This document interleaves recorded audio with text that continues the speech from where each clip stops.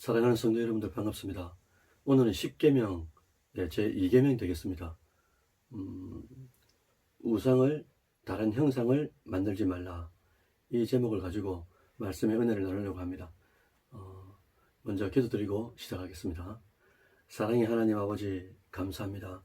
오늘도 한 주간 동안 지켜주신 은혜 가운데 함께 배울 수 있는 기회, 여건들을 허락해 주시니 감사합니다. 하나님을 사랑하고 이웃을 사랑하라는 실천적인 계명을 10계명에 녹여주셨는데, 저희들 그 말씀을 벗삼아 오늘 하루도 내일도 남아있는 생애 동안에 하나님 말씀을 기쁨으로 순종하는, 사랑으로 순종하는 저희들 되어질 수 있도록 주님께서 함께하여 주옵소서. 예수님의 이름으로 기도드립니다. 아멘. 네, 여러분들 반갑습니다. 오늘은 출애굽기 20장 4절로 6절까지입니다. 본문이 나와 있는 것처럼 제가 한번 읽어 드릴게요. 너를 위하여 새긴 우상을 만들지 말고, 또 위로 하늘에 있는 것이나 아래로 땅에 있는 것이나 땅 아래 물속에 있는 것에 어떤 형상도 만들지 말며 그것들에게 절하지 말며 그것들을 섬기지 말라. 나 내 하나님 여호와는 질투하는 하나님인즉 나를 미워하는 자의 죄를 갚되 아버지로부터 아들에게로 3, 4대까지 이르게 하거니와 나를 사랑하고 내 계명을 지키는 자에게는 천대까지 은혜를 베푸느니라. 아멘.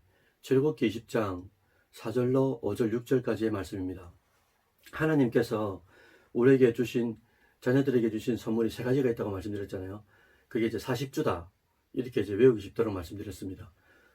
사는 뭡니까?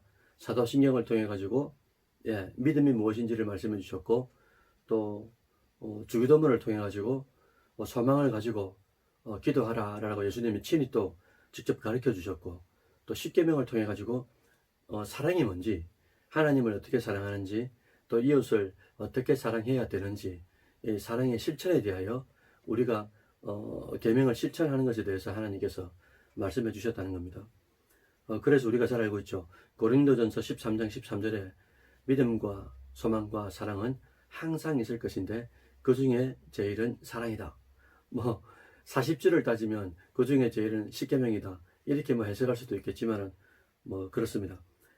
그래서 저도 여건이 허락되면은, 지금은 이제 십계명을 하고 있잖아요, 강의를. 나중에는 이제 사도신경도 그렇고 주기도문도 함께 이게 이 교리 중에서도 기본이고 우리가 신앙생활 중에 최고 이제 잘 배워야 되는 것 중에 하나가 또 이 세 가지니까 그렇다고 말씀드릴 수가 있죠.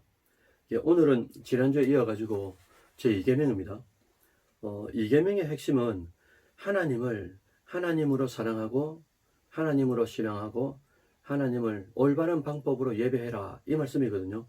지난주에 이제 우리가 1계명에서는 나 이외에 다른 신들을 두지 말라 라고 말씀하시면서 신앙에 대한 대상, 예배에 대한 대상, 유일한 하나님밖에 없다라는 것을 우리가 말씀을 통해서 배웠습니다.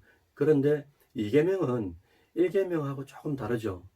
1계명은 예배에 대한 대상이고 2계명은 예배를 어떻게 드려야 하나님께서 받으시는, 연락하시는 예배가 되느냐, 예배에 대한 방법에 대해서 이제 논하고 있는 것입니다. 그래서 결론적으로 말씀드리면, 아까 이제 출애굽기 20장 4절 5절 6절에 보시면 어떤 형상도 만들지 말라, 이렇게 말씀하셨잖아요. 그것처럼 우상도 형상도 신상도 만들지 말라라고 이제 말씀하고 있는 게 요지가 되겠습니다. 그런데도 성경은 하나님을 믿는 백성들이 얼마든지 잘못된 방법으로 여호와 하나님을 예배하고 잘못된 방법으로 하나님을 신앙할 수 있다라는 것을 여러 군데 이제 또 말씀하고 계시죠. 그러면은 우선 우리가 어떤 예배가 잘못된 예배인가라는 것을 우리가 알아야 되잖아요. 그것이 바로 오늘 본문입니다. 그래, 하나님을 형상화하거나 우상화하는 예배는 잘못된 예배다. 특히 그래서 이제 아까 본문 보신 것처럼 빨간 글자가 나와 있는 것 있지 않습니까? 4절에 보시면 새긴 우상이라는 이제 단어가 하나 나옵니다. 새긴 우상이라는 단어는 히브리어로 퍼셀이라 그럽니다. 퍼셀. 근데 이 단어의 뜻은 신으로 섬기려고 나무나 돌에 새겨 만든 그림 혹은 쇠붙이로 만든 형상을 말하거든요. 이게 퍼셀이라는 뜻이 뭐라고요? 신으로 섬기려고 나무나 돌에 새겨 만든 그림이나 쇠붙이로 만든 형상을 말한단 말입니다. 그래서 이제 또 세계 누상이 그런 뜻이란 말이죠. 그 다음에 두 번째 또 살펴볼 단어는 하나님은 질투하는 하나님이다 라고 조금 전에 이제 5절에서 보셨어요. 그래서 질투하는 하나님이 과연 무슨 말일까? 어떤 의미일까? 여기서 질투라는 단어는 히브리어로 카나라 그럽니다. 카나. 이걸 이제 명상으로 옮기면은 키나가 되는데요. 이 단어는 본래 부정적인 의미가 아닙니다. 우리가 보통 이제 질투한다 이럴 때는 좋은 감정이 아니잖아요. 시기 질투를 이야기할 때. 그런데 이제 오늘 출애굽기 20장 5절에서 말씀하시는 질투하는 하나님의 본성이다. 이걸 말씀하실 때는 이 키나라는 이 단어 자체가 부정적이고 네거티브한 단어가 아니고 열정이나 정열이라는 긍정적인 의미로 사용되었다는 거죠.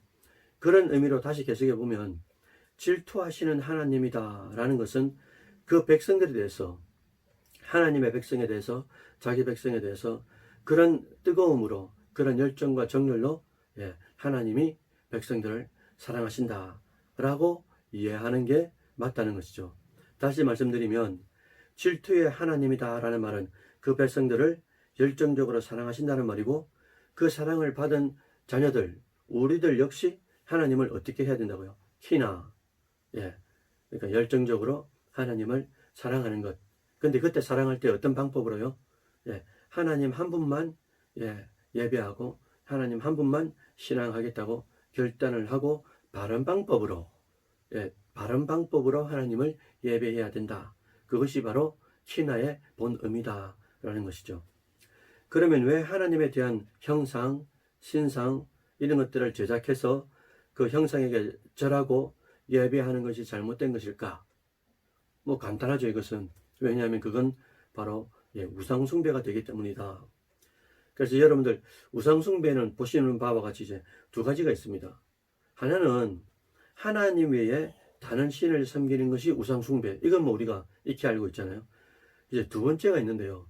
두 번째 우상숭배가 뭐냐니까 하나님을 섬기기는 섬기는데 형상을 만들어서 섬기는 그건 역시 분명한 우상숭배다라는 거예요.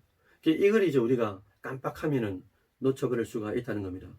그럼 오늘 본문 제 10계명 중에 2계명에서 말하는 우상숭배라는 것은 뭘까?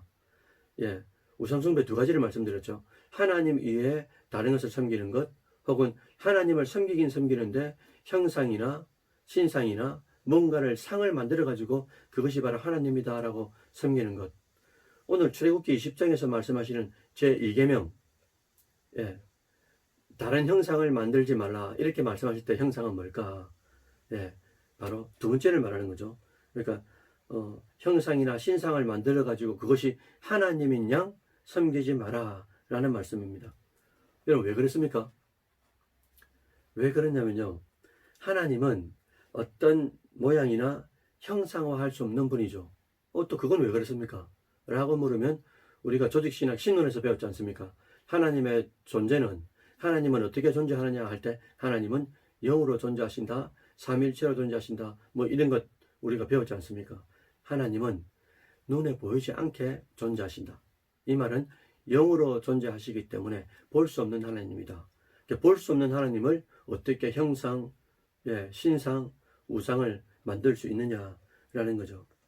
그런데 출애굽한 이스라엘 백성들은 하나님을 형상화하여 가지고 우상화할 때가 있었어요.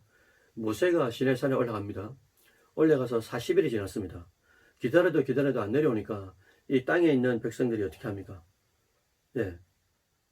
지쳐가지고 인간의 본성이 나오기 시작하죠. 자기들도 결국 이제 믿고 싶은 대로 눈에 보이는 하나님을 만들고 싶다는 거예요.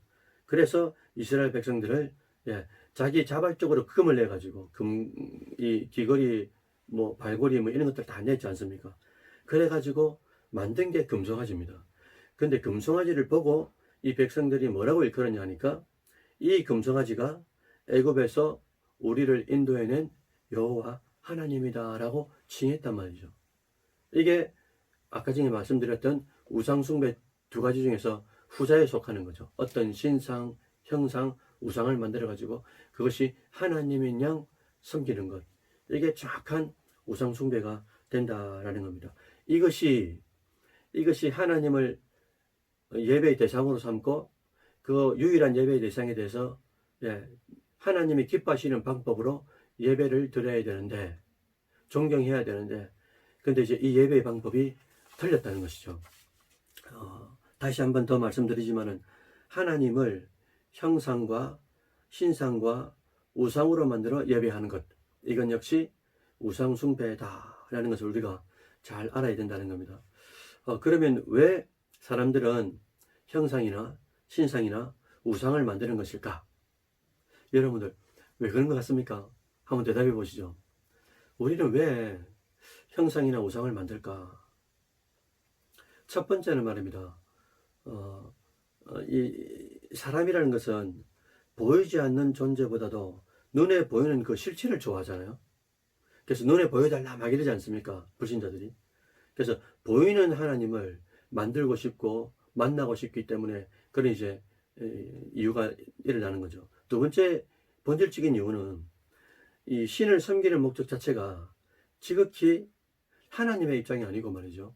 우리가 예배를 하거나 헌신을 하거나 헌금을 하거나 봉사를 하거나 어떤 섬김이 있을 때 이 섬김 자체가 하나님을 위한 것이 아니고 때때로는 이제 내 중심일 때가 많은 거예요. 자기 중심일 때가 많은 거예요. 나에게 어떤 은밀한 목적이 있기 때문에, 유익이 있기 때문에, 이익이 있기 때문에 하나님을 예배하고 때로는 신을 섬기고, 그래서 결국에는 형상과 신상과 우상을 만들 때가 많다. 이런 측면에서 신상이나 형상을 눈에 보이도록 만들면 어떻겠습니까? 자신들이 섬기기에 얼마나 용이하겠어요. 편하죠. 이 말은 사람들이 신을 섬기기에 편하게 섬기고 싶은 그런 마음 때문이다라는 거예요. 하나님의 방법으로 하나님을 섬겨야 되는데 우리는 시간도 그다음 환경도 여건도 나에게 맞춰가지고 하나님을 섬기려고 하는 쉬운 방법을 택하는 육체적 방법과 우리의 기회에 맞는 방법을 택하는 그런 이제 섬김이 많이 있더라라는 겁니다. 그래서 하나님은 이스라엘 백성들에게 형상 안 된다, 신상 안 된다, 우상 숭배하지 마라, 어떤 형상도 만들지 마라 라고 10계명 중에서도 2계명에 어떻게 하나님을 예배하고 어떻게 하나님을 섬기는 것이 바른 것인지를 정확하게 이제 말씀해 주셨다는 거죠. 그래서 한 번 더 이제 살펴보면 그럼 하나님의 형상이 뭐냐 조금 더 깊이 들어가 볼까요? 하나님의 형상에는 두 가지가 있습니다. 얼마 전에 담임 목사님 설교 중에도 한번 말씀해 주셨는데 첫 번째는 이제 골로새서 1장 15절 말씀해 주셨죠. 그는 보이지 아니하는 하나님의 형상이시요, 이렇게 말씀해 주셨어요. 여기서 골로새서 1장 15절에 말씀하시는 그는 이가 누굴까요? 그는 보이지 아니하는 하나님의 형상이다. 여기서 그는 바로 예수님이죠. 예수님만이 바로 하나님의 본체 형상이 된다. 그래서 하나님께서 형상 예배를 금지하신 이유는 하나님의 형상 되시는 예수님, 이 예수님의 믿음을 통해 예수님의 은혜를 통해서 하나님 앞에 예배 드리는 것, 이게 정확한 예배의 방법이 된다라고 말씀해 주고 있다는 겁니다. 그리고 또 하나의 형상이 더 있는데 그게 뭐냐니까 창세기 1장 27절 한번 보시겠어요? 하나님이 자기 형상, 곧 하나님의 형상대로 뭐를 창조하셨다고요? 사람을 창조하시고 남자와 여자를 창조하셨다. 이렇게 기록하고 있어요. 기록되어 있는 것처럼 사람도 하나님의 형상이다. 그러니까 그 하나님의 형상은 두 가지입니다. 예수님께서 하나님의 본체 형상이시고 그 다음에 예수님을 본받아 만든 이 존재가 바로 이제 또 우리라는 거죠. 사람이라는 거죠. 이 사람은 그럼 하나님을 어떻게 섬기느냐, 어떻게 예배하느냐, 예수님의 믿음을 통하여 그 은혜를 통하여 하나님을 만날 수가 있고 예수님을 통하여 예수님의 이름으로 기도할 수 있고 예수님을 통해서 하나님께 예배를 드릴 수가 있다. 그래서 어떤 예배자라도 구약의 어린 양을 통하여 하나님을 만난 것처럼 그 피와 희생을 통해서 만난 것처럼 어떤 존재라도 지금도 2000년 지금도 지난 오늘도 하나님 앞에 예배를 드리는 자, 삶을 드리는 자, 시간과 그 무엇을 드릴 때마다 하나님, 저는 죽어도 100번 죽어도 지옥불에 떨어질 존재지만 예수님의 은혜 때문에 하나님을 만납니다. 예수님의 그 십자가의 보혈 때문에 하나님께 예배드립니다.